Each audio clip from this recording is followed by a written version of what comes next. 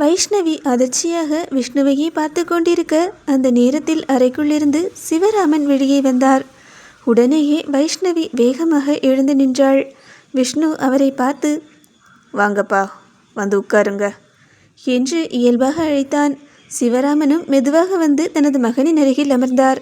விஷ்ணுவின் மனதில் இன்னும் ஒரு கசப்பு இருந்தது. தனது காதலை பிரித்தது சிவராமன் தான் என்ற கோபம் உள்ளுக்குள் எரிந்து கொண்டே இருந்தது. ஆனால் இப்போது அந்த கோபத்தை வெளிக்காட்ட அவனுக்கு மனம் வரவில்லை. தான் ஒரு வார்த்தை கடுமையாக பேசினாலும் பதில் சொல்ல முடியாத நிலையில் இருக்கும் தந்தை உள்ளுக்குள் உடைந்து விடுவார் என்பதை அவன் நன்றாக அறிந்திருந்தான். அதனால் தனது கோபம் முழுவதையும் மனதிற்குள்ளேயே புதைத்துவிட்டு அமைதியாக அமர்ந்திருந்தான். அந்த நேரத்தில் கங்கா காஃபி எடுத்து கொண்டு வந்தாள். விஷ்ணு அந்த கப்பை வாங்கி சிவராமனிடம் நீட்டினான். சிவராமனோ வேண்டாம் என்பது போல தலையசைத்தார். சரி என்று மட்டும் சொன்ன விஷ்ணு அந்த காஃபியை அருகிலிருந்த டீஃபாயின் மேல் வைத்து விட்டான். அதே நேரத்தில் வீட்டின் முன்பு ஒரு கார் வந்து நின்ற சத்தம் கேட்டது. கங்காவோ வாசலை நோக்கி பார்த்துவிட்டு, விஷ்ணு, யாரோ வந்திருக்காங்க போல என்றாள். விஷ்ணுவோ எதுவும் பேசாமல் உதட்டோரம் மட்டும் மெல்ல சிரித்தான். அந்த சிரிப்பை பார்த்த கங்காவுக்கு ஏதோ சந்தேகம் தோன்றியது. மீண்டும் வாசலை எட்டி பார்த்தவள் அங்கே நின்றிருந்த அசோக்கை பார்த்ததும் ஒரு நொடி அதிர்ச்சியில் உறைந்து போனாள். விஷ்ணு, இவர் எதுக்காக இங்கே வந்திருக்காரு? அவர் அங்கே உன்னோட பிஸ்னஸ் தானே பார்த்துட்டு இருந்தாரு, இங்கே எதுக்காக என்று பதட்டமாக கேட்டாள். விஷ்ணு சிரித்தபடியே, ஏன் கங்கா, நீ ஏன் இங்கே இருக்க? அப்போ அவன் வரக்கூடாதா என்ன என்று சொல்ல, விஷ்ணு புரியாமல் பேசாத, நான் உனக்காக வந்திருக்கேன். அவனும் எனக்காகத்தான் வந்திருக்கான். இங்கே பாரு விஷ்ணு, அங்கே ஆஃபீஸில் எவ்வளோ வேலை இருக்குது, அதையெல்லாம் விட்டுட்டு இங்கே வந்தால் எப்படி? ஆஃபீஸ் வேலைக்கெல்லாம் வேறு ஆள் இருக்காங்க. ஆனால் எனக்கு இங்கே கொஞ்சம் ஹெல்ப் தேவைப்படுது.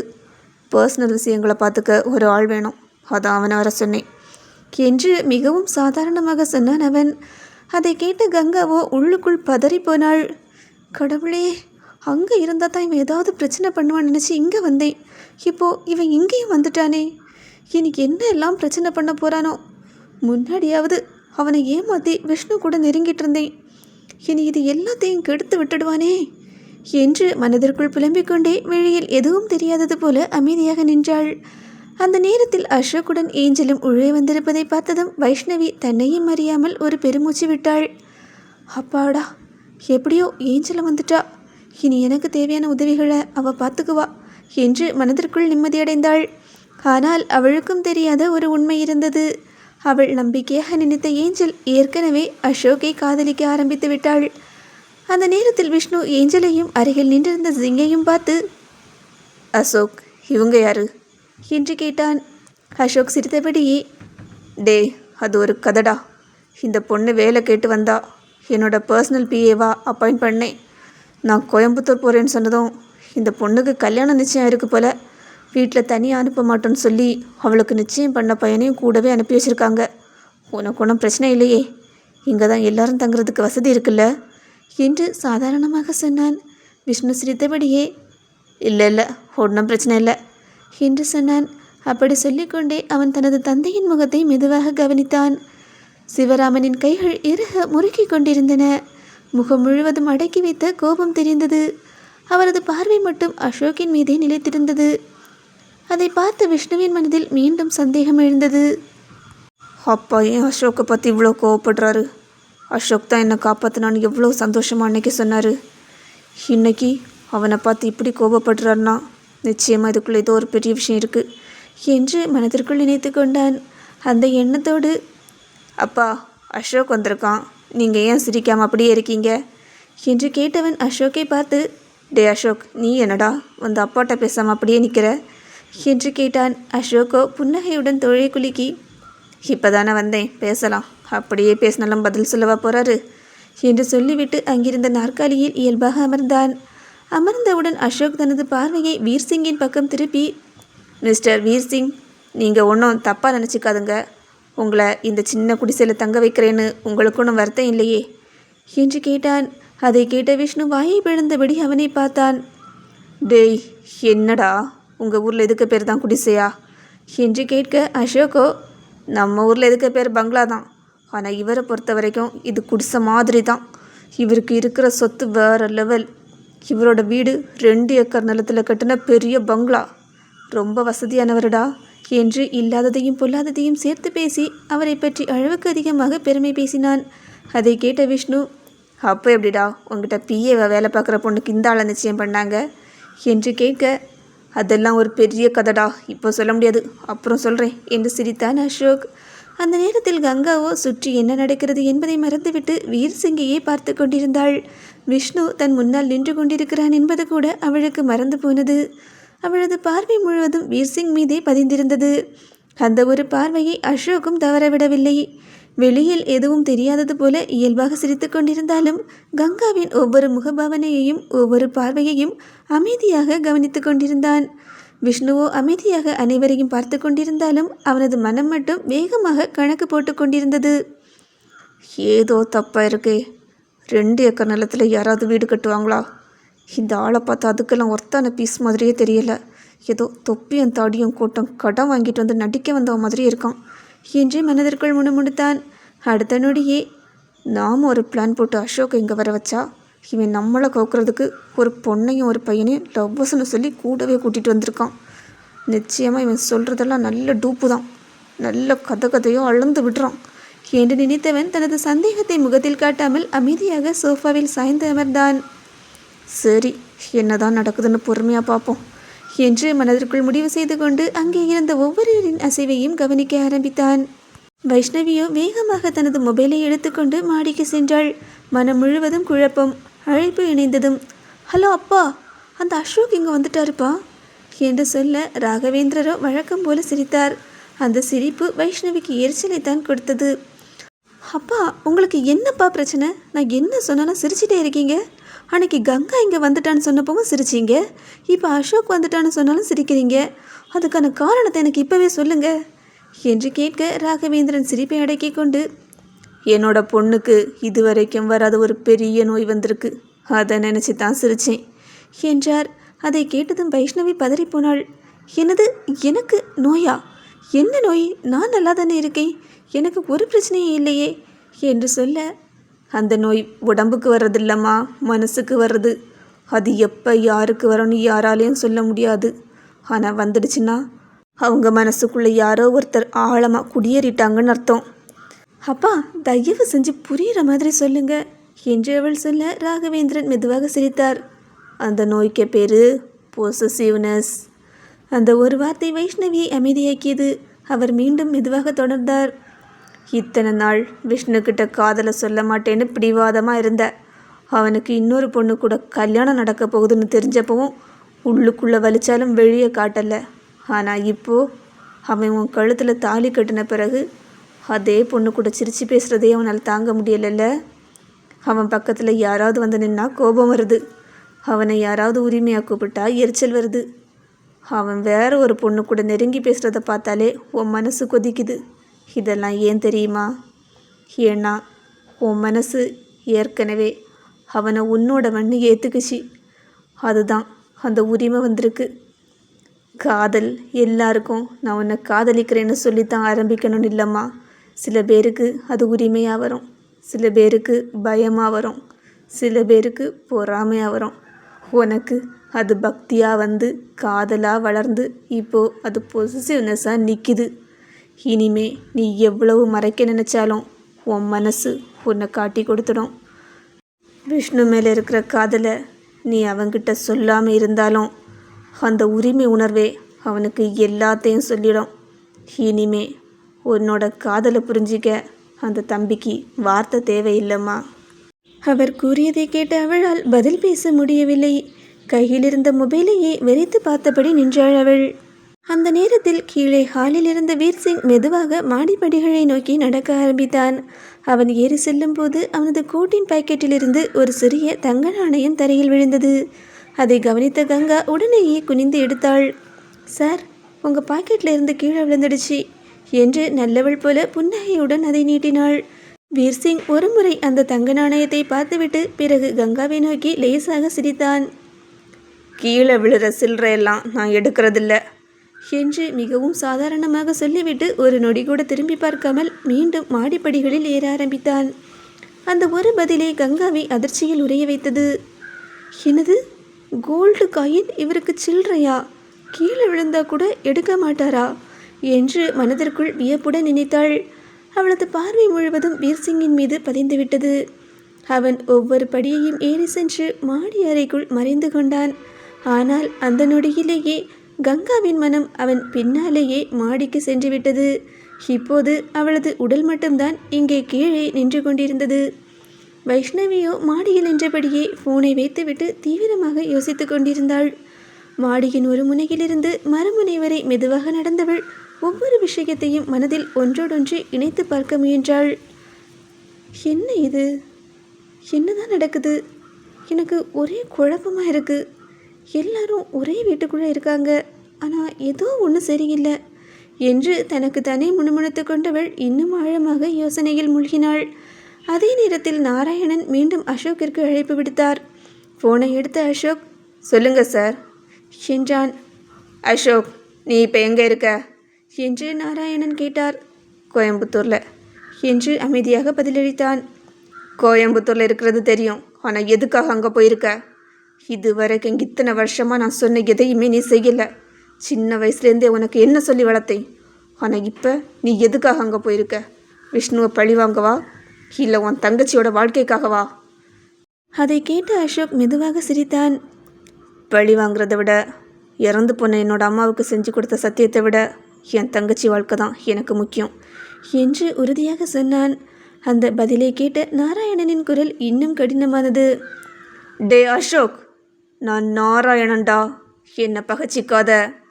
உடனே அசோக் சிரித்தபடியே, நீங்கள் நாராயணனாக இருந்தால் எனக்கு என்ன, நாரதராக இருந்தால் எனக்கு என்ன? உங்கள் திட்டம் ஒரு காலமும் நடக்கிறதுக்கு நான் அனுமதிக்கவே மாட்டேன். உங்களால் விஷ்ணுவையோ விஷ்ணுவோட குடும்பத்தில் இருக்கிறவங்களையோ எதுவும் செய்ய முடியாது. எனக்கு அவங்க எதிரியாகவே இருந்தாலும், நானே அவங்கள பழி வாங்கணும்னு நினச்சாலும் என் கண்ணு முன்னாடி அவங்க உயிர் போகிறத பார்த்துட்டு நான் சும்மா இருக்க மாட்டேன். டேய், உன் கண்ணு முன்னாடி அவங்க அப்பாவை சாகடிச்சவங்கடா அவங்க என்று நாராயணன் சீறினார். அசோக் ஒரு நொடி அமைதியாக இருந்துவிட்டு, அது அவங்க தான் செஞ்சாங்கன்னு எந்த ஆதாரமும் இல்லையே என்று மெதுவாக சொன்னான். அந்த ஒரு வார்த்தை நாராயணனை சில நொடிகள் அமைதியாக்கியது. பிறகு அவர் பல்லை கடித்தபடி, நீ நெருப்போட விளையாடுற என்று சொல்ல அசோக் உதட்டில் சிறு புன்னகையுடன், சார், நான் ஒரு குளிர்ச்சியான தண்ணி மாதிரி. நெருப்போட விளையாடணும்னு நான் முடிவு பண்ணிட்டா அந்த நெருப்பையே அணைச்சிடுவேன் என்று சொல்லிவிட்டு ஃபோனை துண்டித்தான். ஃபோன் பேசி முடிந்ததும் அறை முழுவதும் அமைதியாகிவிட்டது. அந்த அமைதிக்குள் ஏஞ்சல் சொன்ன அந்த வார்த்தைகள் மீண்டும் மீண்டும் அவன் காதுகளில் ஒலிக்க ஆரம்பித்தது. உங்கள் 2 பேருக்கும் நடுவில் ஒருத்தர் இருக்காரு. அசோக் மெதுவாக தனது தலையில் கை வைத்தான். கண்களை மூடியபடி சுவரில் சாய்ந்து நின்றான். அடுத்த நொடியே சிறு வயது நினைவுகள் அவனது மனக்கண்ணில் ஒன்றன் பின் ஒன்றாக ஓட ஆரம்பித்தன. தனது தந்தை முருகேசனுக்கும் சிவராமனுக்கும் ஏற்பட்ட பிரச்சனை. அந்த நேரத்தில் திடீரென்று ஆறுதலாக வந்த நாராயணன். அதற்கு முன்பு அவரை அவர்கள் ஒருபோதும் பார்த்ததே இல்லை. அவர் யார்? எங்கிருந்து வந்தார்? அவ்வளவு சரியான நேரத்தில் மட்டும் எப்படி வந்தார்? அதற்கு பிறகும் சிவராமன் உங்களை தேடுகிறார், இந்த ஊரில் இருந்தால் உங்கள் உயிருக்கு ஆபத்து என்று சொல்லி அவர்களை அந்த ஊரை விட்டு அனுப்பியது ஏன்? அவர்களுடைய அடையாளத்தையே மாற்ற சொன்னது ஏன்? அதற்கு பிறகும் ஒவ்வொரு முறையும் தன்னை முன்வைத்து தன்னையே பகடைக்காயாக பயன்படுத்தி விஷ்ணுவின் குடும்பத்தாரை அழிக்க முயன்றது ஏன்? அன்று சிவராமனுக்கு நடந்த விபத்து, அதற்கு பிறகு விஷ்ணுவுக்கு விஷம் கொடுத்த சம்பவம், இந்த 2இல் ஏதாவது ஒன்று வெற்றி பெற்றிருந்தாலும் மொத்த சந்தேகமும் அசோக் மீதே திரும்பியிருக்கும். அப்படி இருக்க ஏன் ஒவ்வொரு முறையும் பின்னால் இருந்து இவர் காய் நகர்த்துகிறார்? ஏன் எல்லா சூழ்நிலைகளும் அவர் நினைத்தபடியே சரியாக நடக்கின்றது? ஒரு நொடி அவனது கண்கள் மெதுவாக திறந்தன. இதுவரை மனதிற்குள் தோன்றாத ஒரு சந்தேகம் முதல் முறையாக அசோக்கின் மனதில் வேர்பிடிக்க ஆரம்பித்தது. ஒருவேளை இவர்தான் அந்த 3வது நபரா? அந்த எண்ணம் அவன் மனதில் மெதுவாக துளிர்விட ஆரம்பித்தது. மறுபுறம் அசோக் பேசிய ஒவ்வொரு வார்த்தையும் நாராயணனின் கோபத்தை உச்சிக்கே கொண்டு சென்றது. அவனது மறுப்பும், அதைவிட விஷ்ணுவின் குடும்பத்தை காப்பாற்றுவேன் என்று சொன்ன அந்த ஒரு வாக்கியமும் பல வருடங்களாக அவன் தீட்டி வைத்திருந்த திட்டத்தின் அடித்தளத்தையே அசைக்க ஆரம்பித்திருந்தது. டே அசோக் என்று பல்லை கடித்தபடி சீறியவர் கையில் இருந்த மொபைலை ஆத்திரத்தில் ஓங்கி தரையில் எறிந்தார். சுக்குநூறாக உடைந்து சிதறிய மொபைலின் சத்தம் அந்த அறை முழுவதும் எதிரொலித்தது. அவரது மார்பு வேகமாக ஏறி இறங்கியது. கண்கள் இரண்டும் நெருப்பை போல எரிந்தன. அந்த சிவந்த விழிகளே அவர் எந்த அளவுக்கு கொந்தளிப்பில் இருந்தார் என்பதற்கு சாட்சியாக நின்றன. மெதுவாக கண்ணாடியின் முன் சென்று நின்றவர் தனது பிரதிபலிப்பை சில நொடிகள் ஆழமாக பார்த்து கொண்டிருந்தார். பிறகு தலையில் அடர்த்தியாக திக்கு புதர் போல இருந்த தலைமுடியை மெதுவாக பிடித்து இழுத்தார். அடுத்த நொடியே தலைவிக் அவரது கையோடு முழுவதும் கழன்று வந்தது. அதை அருகிலிருந்த மேசையின் மீது வீசி எறிந்தார். அதன்பின் முகத்தில் ஒட்டப்பட்டிருந்த நீளமான மீசையை மெதுவாக உரித்து கழற்றினார். அடுத்ததாக வயதான தோற்றத்தை கொடுத்து கொண்டிருந்த செயற்கை தாடியையும் பிடித்து அகற்றினார். அவரது முகத்தின் ஓரத்தில் விரல்களை வைத்தவர் மெதுவாக இழுக்க ஆரம்பித்தார். ஒரு சில வினாடிகளில் அவரது முகம் முழுவதையும் மூடியிருந்த சிலிக்கான் முகமூடி முழுவதும் கழன்று விழுந்தது. அந்த முகமூடியையும் கோபமாக சுருட்டி எறிந்தார். கண்ணாடிக்குள் இப்போது தெரிந்த முகம் நாராயணன் இல்லை, தேவேந்திரன். அங்கிருந்த கண்ணாடியை ஆத்திரத்தில் ஓங்கி தனது கையால் குத்தினார். டங் என்ற சத்தத்துடன் கண்ணாடி முழுவதும் விரிசல் விட்டு சிதறியது. உடைந்த கண்ணாடி துண்டுகள் அவரது கரத்தை கிழித்தன. கைகளிலிருந்து இரத்தம் சொட்டு சொட்டாக தரையில் வழிய ஆரம்பித்தது. ஆனால் அந்த நிலையிலும் அவரது அந்த வலியை விட அவரின் மனக்கொதிப்பு பல மடங்கு அதிகமாக இருந்தது. இரத்தம் வழியும் கையை இறுக முறுக்கி கொண்டவர் பைத்தியம் பிடித்தவரை போல கண்ணாடியில் தெரிந்த தனது முகத்தையே பார்த்து கர்ஜிக்க ஆரம்பித்தார். எவ்வளவு எவ்வளவு கஷ்டப்பட்டு 2 குடும்பத்தையும் அழிக்க எவ்வளவு திட்டம் போட்டேன். பகையை ஊற்றி வளர்த்தேன். இவ்வளவு நாள் அவனை கொல்லாம பழி வாங்கணும்னு சொல்லிட்டு இருந்த பைய இன்னைக்கு நான் இருக்கிற வரைக்கும் அவங்க குடும்பத்தை யாரும் நெருங்க முடியாதுன்னு எனக்கே சவால் விடுறானா? அவரது மூச்சு வேகமாக ஏறி இறங்கியது. தேவேந்திரா, இதுக்குத்தானா நீ இத்தனை வருஷம் கஷ்டப்பட்ட?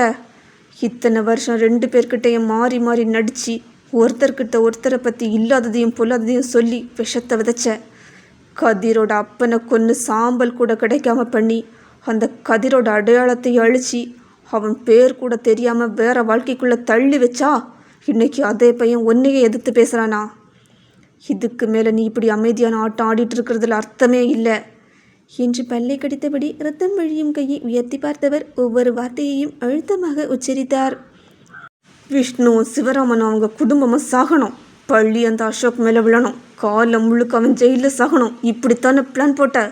இதுக்காகத்தானே அந்த அசோக்கை யூஸ் பண்ணிக்கிட்ட? சில நொடிகள் அமைதியாக நின்றவரின் உதட்டில் ஒரு கொடூரமான சிரிப்பு மலர்ந்தது. இனி அது நடக்காது என்று சொல்லிவிட்டு மீண்டும் தனது விழிகளை உயர்த்தினார். இரத்தம் வழிந்த கையை இறுக முறுக்கி கொண்டு கர்ஜித்தார்.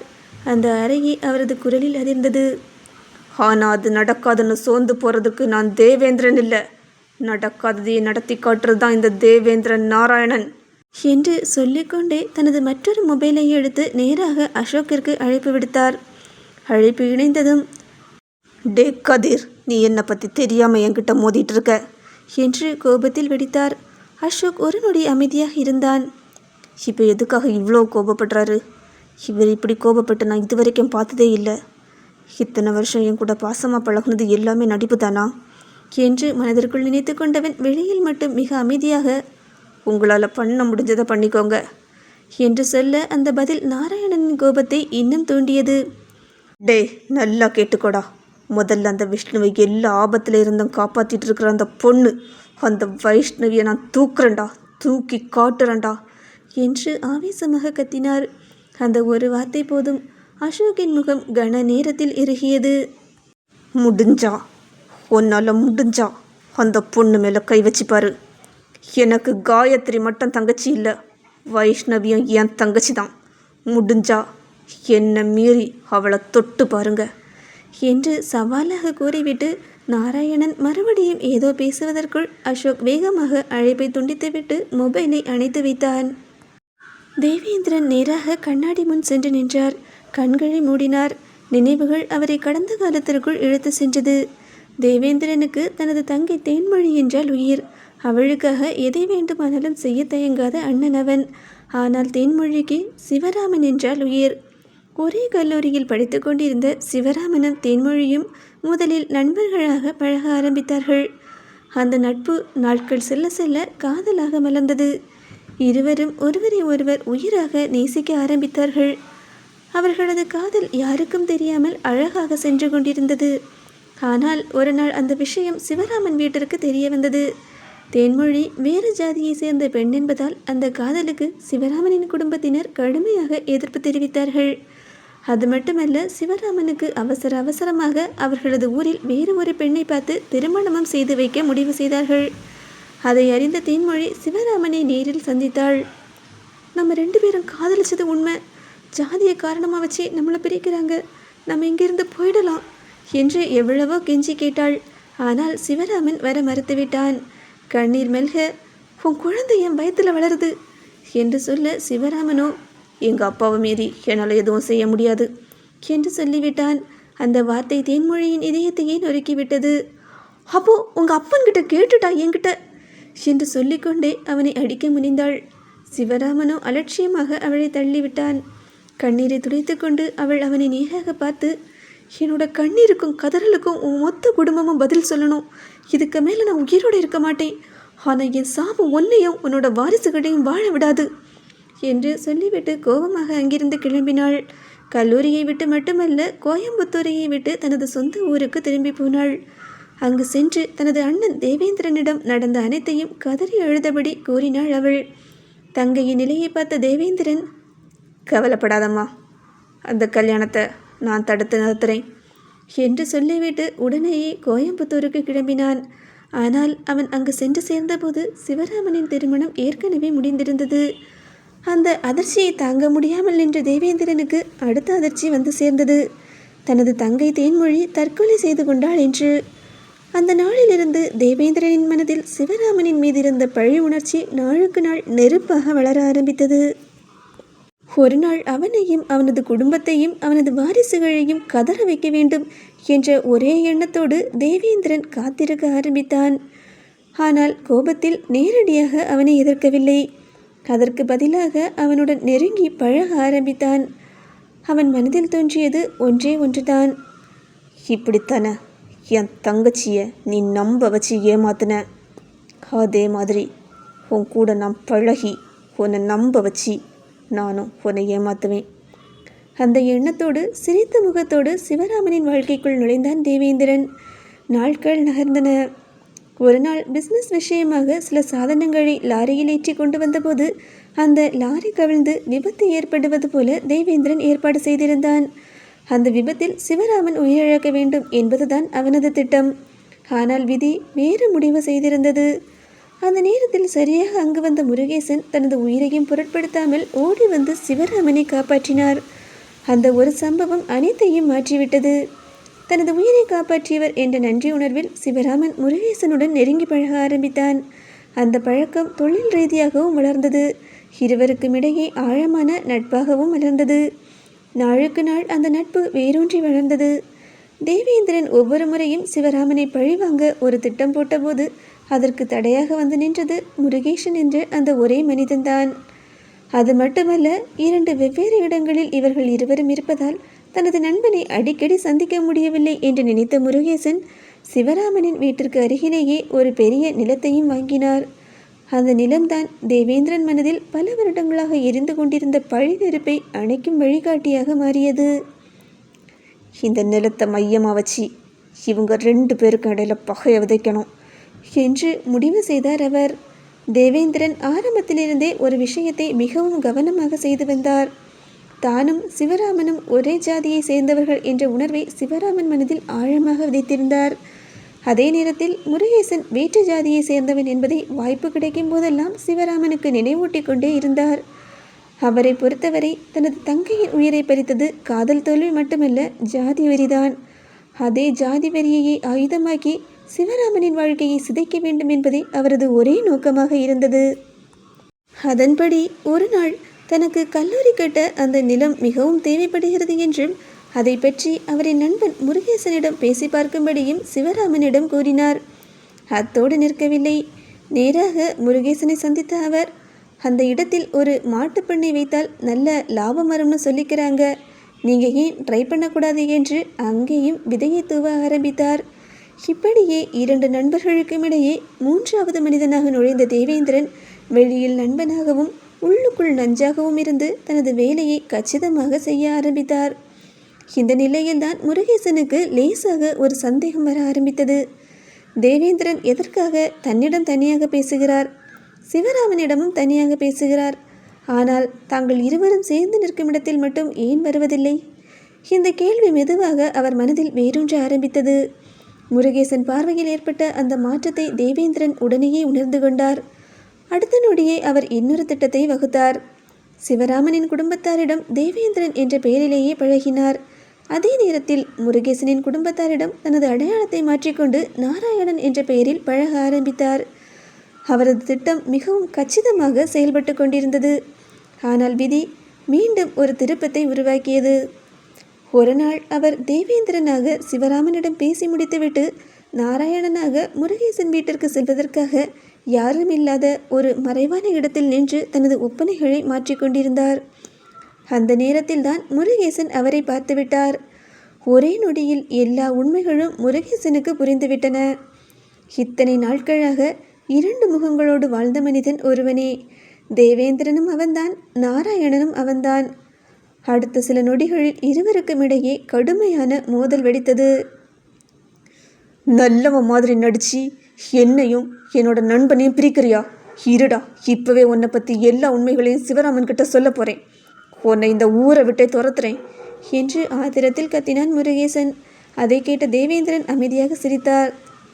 அதுக்கு முன்னாடி இன்னைக்கு உன்னை இந்த உலகத்தை விட்டே துரத்துறேன். உன்னோட மரணத்தை வச்சே சிவராமனை பழி வாங்குறேன். நான் பழி வாங்க மாட்டேன், உன் புள்ள பழி வாங்குவான். உன் புள்ள மனசில் நஞ்சை விதைச்சி அந்த குடும்பத்தை பழி வாங்க வைப்பேன் என்று விஷமாக சிரித்தார். அடுத்த சில நிமிடங்களில் முருகேசனின் கைகளும் வாயும் கெட்டப்பட்டன. அவரை மாட்டுப்பண்ணைக்குள் கட்டி வைத்து மொத்த மாட்டுப்பண்ணைக்கும் தீ வைத்தது தேவேந்திரன்தான். தீ வேகமாக பரவ ஆரம்பித்ததும் தனது ஆட்கள் மூலம் விஷ்ணுவுக்கு தகவல் அனுப்பினார். அதே நேரத்தில் விஷ்ணு அந்த இடத்திற்கு வந்து அனைத்தையும் பார்க்கும் காட்சியை கதிர் தன் கண்களால் பார்க்கும்படியும் ஏற்பாடு செய்திருந்தார். ஒரே சம்பவத்தில் 2 குடும்பங்களின் வாழ்க்கையை சிதைக்க தேவேந்திரன் போட்ட மிகப்பெரிய சதியின் முதல் வெற்றி அதுதான். தனது சூழ்ச்சியால் நண்பர்களாக இருந்த சிவராமனையும் முருகேசனையும் பிரித்தார். அதே சூழ்ச்சியால் சிறு வயதிலேயே உயிர் நண்பர்களாக இருந்த கதிரையும் விஷ்ணுவையும் பிரித்து அவர்கள் அறியாத வயதிலேயே அவர்கள் மனங்களில் நஞ்சை விதித்தார். நட்புக்குள் பகை பிறப்பது பகைவனால் அல்ல, மனம் விட்டு பேசாத 2 நண்பர்களால் தான். நட்பின் நடுவே நிழலாய் நுழைந்தவன் நம்பிக்கையின் நரம்பை அறுத்துவிட்டால் நேற்று வரை தோழாக இருந்தவன் கூட தூரத்து பகைவனாய் தோன்றிவிடுவான். நண்பர்களுக்குள் எவ்வளவு பெரிய சண்டை வந்தாலும் அவர்கள் இருவரும் மனம் திறந்து சில நிமிடங்கள் மட்டும் பேசிவிட்டால் அந்த புயல் அடங்கிவிடும். ஆனால் அதே நட்புக்குள் 3வது மனிதன் நுழைந்து சந்தேகத்தை பெரிதாக்கி விஷத்தை விதைத்துவிட்டால் அந்த நட்பு உடைவது மட்டுமல்ல, அந்த பகை தலைமுறைகளை கூட துரத்தி செல்லும். அதைத்தான் தேவேந்திரன் செய்தான். திட்டமிட்டு ஒரு தலைமுறையினரின் நட்பை பிரித்த தேவேந்திரன் அடுத்த தலைமுறையின் இதயங்களிலும் அதே நஞ்சை விதித்து அவர்களது வாழ்க்கையையே தனது பழிக்காக பகடைக்காயாக மாற்றிவிட்டான். சிவராமன் குடும்பத்தை நேரடியாக தாக்கினாலும் பழி தன் மீது வரக்கூடாது என்பதில் தேவேந்திரன் மிகவும் தெளிவாக இருந்தார். அதனால்தான் சிவராமனை பழிவாங்கும் ஒவ்வொரு திட்டத்திற்கும் கதிர் என்ற அசோகையை பகடைக்காயாக பயன்படுத்த முடிவு செய்தார். அசோக் செய்தது போல ஆதாரங்களை உருவாக்கி இறுதியில் எல்லா பழியும் அவன் மீதே விழ வேண்டும் என்பதுதான் அவரது திட்டம். அந்த எண்ணத்தோடு தான் விஷ்ணு வேலை பார்த்த கல்லூரிக்கு முகேஷின் ஆட்கள் என்று சிலரை அனுப்பி விஷ்ணுவை கொலை செய்ய முயற்சி செய்தார். ஆனால் அந்த முயற்சியை முறியடித்தாள் வைஷ்ணவி. அது மட்டுமல்ல, அவர் போடும் ஒவ்வொரு திட்டத்திற்கும் தடையாக வந்து நின்றது ஒரே பெண்தான், அது வைஷ்ணவி. அவள் உயிரோடு இருக்கும் வரை விஷ்ணுவை யாராலும் நெருங்க முடியாது என்பதை தேவேந்திரன் நன்றாகவே உணர்ந்து கொண்டார். அதனால்தான் வாளை எடுத்து போராடவில்லை, சந்தேகத்தை விதைத்து போராட தீர்மானித்தார் அவர். மெதுவாக ஆதாரங்களை திரட்டி வைஷ்ணவி என்ற பெண் உண்மையில் யார், அவள் ஏன் விஷ்ணுவிடம் இவ்வளவு நெருக்கமாக பழகுகிறாள் என்று தெரிந்து கொண்டார். சிவராமனிடம் சென்று, விஷ்ணு ஒரு பொண்ணை காதலிக்கிறான். அந்த பொண்ணு தேவேந்திரன் வளர்த்த அனாத பொண்ணு, கோலம் கோத்திரம் தெரியாதவ. அந்த பொண்ணு மட்டும் உன்னோட மருமகளாக வந்துட்டா உன் குடும்ப கௌரவம் மொத்தமாக அழிஞ்சு போயிடும். குடும்பத்தில் எல்லாரும் உன்னை பார்த்து சிரிப்பாங்க. அப்புறம் ஜாதிக்காரங்க மத்தியில் உன்னால் தலை காட்டவே முடியாது என்ற எண்ணங்களை சிவராமனின் மனதில் விதைத்ததும் அவர்தான். ஒரு குடும்பத்தை அழிக்க ஆயுதம் தேவையில்லை, சந்தேகம் மட்டும் போதும் என்பதை அவர் நன்றாகவே அறிந்திருந்தார். அசோக்கிடம் ஒரு சின்ன விபத்து ஏற்பாடு பண்ணியிருக்கேன். நீ அதில் இருந்து சிவராமனை காப்பாற்றுறது போல் காப்பாற்றி அவங்க கூட போய் சேர்ந்துரு என்று சொல்லி அசோக்கை சிவராமன் இருக்கும் இடத்திற்கு அனுப்பியதும் அவர்தான். அதே சந்தர்ப்பத்தை பயன்படுத்தி சிவராமனை கொன்றுவிட்டு பழி அசோக் மீது போட அந்த விபத்தை பெரிதாக நடத்தியதும் அவர்தான். அதே போல விஷ்ணுவுக்கு ஜூஸில் போதை மருந்து கலந்து கொடுக்கப் போகிறேன் என்று அசோக் திட்டமிட்ட போது அந்த போதை மருந்துடன் சேர்த்து உயிரை குடிக்கும் விஷத்தை யாருக்கும் தெரியாமல் கலந்ததும் தேவேந்திரன்தான். ஒருவேளை விஷ்ணுவுக்கு ஏதாவது ஆகிவிட்டால் அது போதை மருந்து கொடுத்த அசோக்கின் மீது பழியாக வந்து விழும். அவன் வாழ்நாள் முழுவதும் குற்றவாளியாக மாறிவிடுவான். ஒரே கல்லில் 2 மாங்காய். சிவராமன் குடும்பமும் அழியும், கதிர் என்ற அசோக்கும் அழிந்து விடுவான். அப்படித்தான் தேவேந்திரன் ஒவ்வொரு திட்டத்தையும் பார்த்து பார்த்து சரியாக வகுத்து கொண்டிருந்தார். ஆனால் அவர் போடும் ஒவ்வொரு திட்டத்தையும் ஒவ்வொரு முறையும் சிதைத்து அவரது கணக்கையை மாற்றி எழுதியவள் வைஷ்ணவி.